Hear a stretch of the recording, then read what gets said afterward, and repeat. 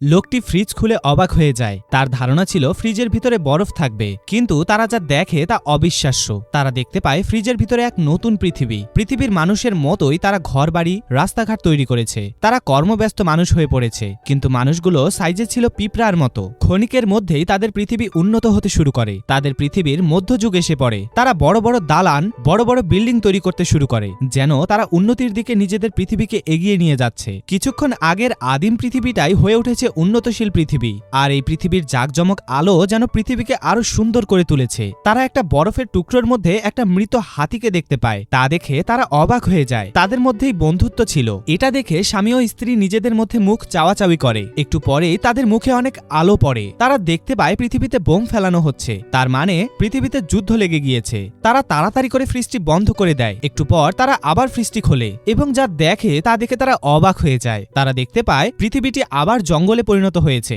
Dinosaur ও বানর এই পৃথিবীতে বসবাস করা শুরু করেছে, মানে পৃথিবী আবার নতুন করে শুরু হচ্ছে।